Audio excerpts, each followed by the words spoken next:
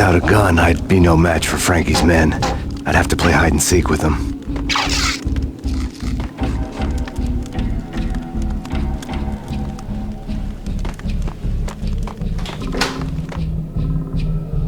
It's Frankie's turf. We'll take care of it. Yeah, no, It's Frankie's turf. I know that. Hey! Oh! What the?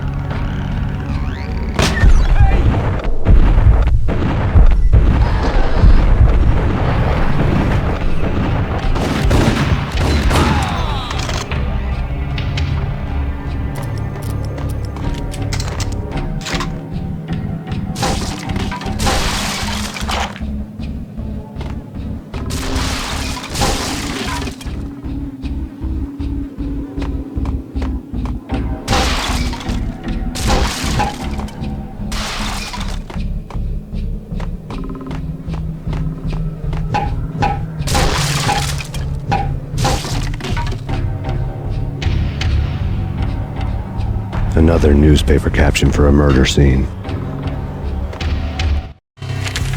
Frankie had left his calling card, a Captain Baseball bat boy strip, next to a sewer passage filled with bodies. You'd better not mess with Captain Baseball Bat Boy. Even my archenemy, Bicycle Helmet Girl, swoons at the sight of me. Aha! There were enough corpses to put a mass murderer to shame.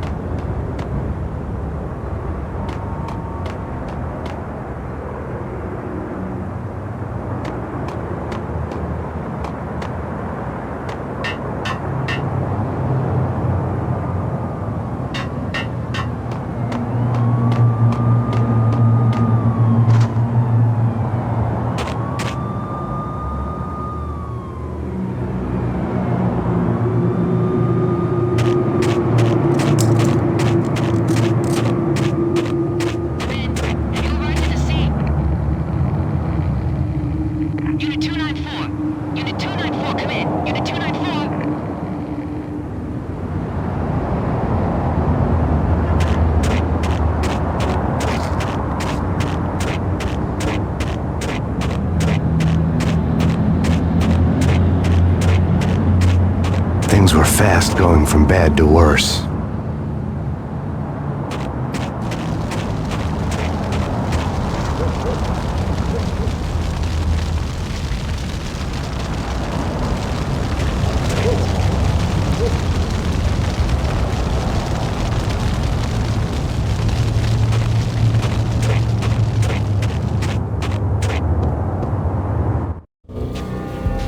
The men in blue had come and gone. They had decorated the place with chalk outlines and tied it together with yellow tape. The cops who had stayed behind were dead. Frankie, his boys, and I had the place all for ourselves.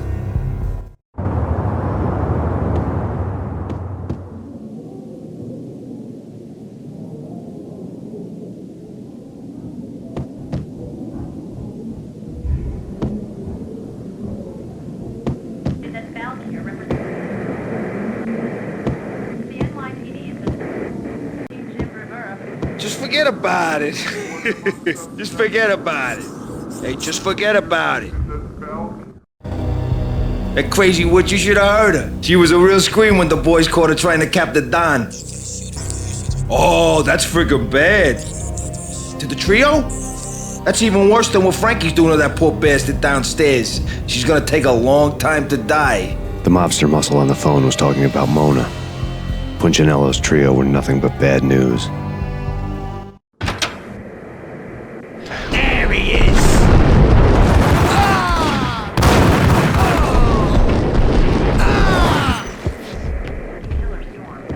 More evidence that Punchinello didn't like it much. The fact remains that all the victims so far identified in the Ragnarok shooting have been known criminals, many of whom had large doses of V in their blood. Reliable sources say that Max Payne was also among those killed, although no body has been recovered at this time. Reliable sources. That meant somebody thought the Mafia had me, didn't want the cops snooping around anymore. The body would be delivered to them barely recognizable. Case closed. Don Punchinello had the power to be that reliable source, which was no news. But his news was old news. Framing me hadn't been enough. Don Punchinello had put a hit on me. He wanted me dead, and it had been important enough for him to give written instructions to Frankie about it. Max Payne should die like a dog for the trouble he's caused. Frankie, I know I can trust you to give this matter the dedication it needs.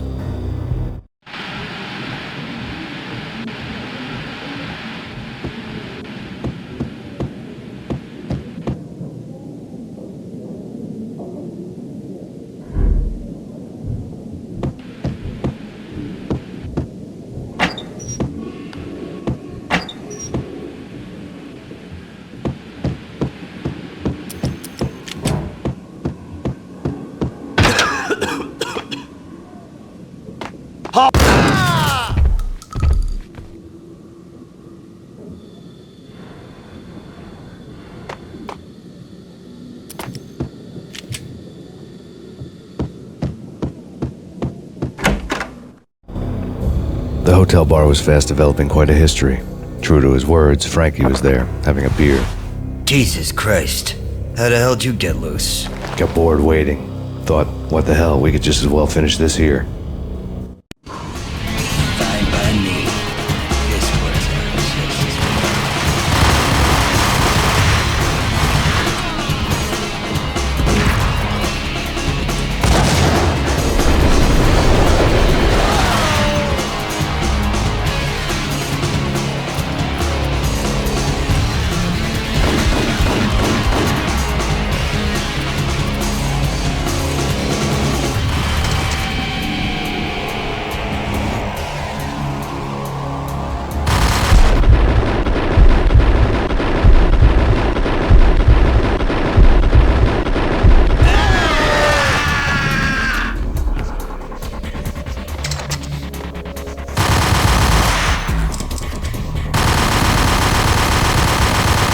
Thank you. You've been a lovely audience. Had enough? I don't play with girls anyway. Unfair! I spotted the tail as soon as I left the hotel. A big black Mercedes. I'd seen the car before. That time it had heralded impressive explosions. Vladimir was back. Bang. You're dead, Max Payne. I might have laughed if I remembered how.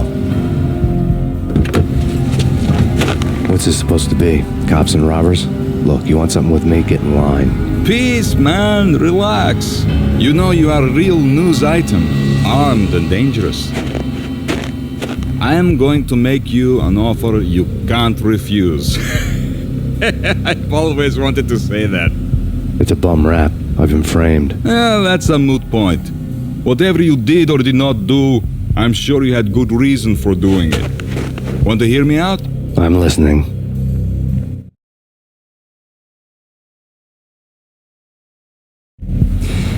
Punchinello messing with V is bad for business all around. But that's not all. There is this guy, Boris Dime, used to pull jobs for me. He's the captain of the cargo ship Charon. Now the bastard turncoat has gone over to the other side, Punchinello's. The ship's loaded with high-res hardware, guns, my business. If Punchinello gets hold of that cargo, he's won and I have lost. And you'll have your work cut out for you. If you want to get to Punchinello, you'll need heavy-duty persuaders. I am just the man to get them for you. Change the ship back under my flag, maybe pop 2 in the traitor Dime's head while you're at it. You'll get enough guns to start the apocalypse. You in or out? Let's get this show on the road. Vladimir was one of those old-time bad guys with honor and morals, which made him almost one of the good guys. None of us was a saint. The Brooklyn riverfront was a maze of rusty containers, sharp-boned cranes looming up from the snowstorm. On a night like this, you couldn't help but think of the dark army of dead men sleeping with the fishes, cement shoes in line. No minotaur lurked in this labyrinth, but somewhere out there, on the clanking deck of his cargo freighter, the skipper of the Chiron was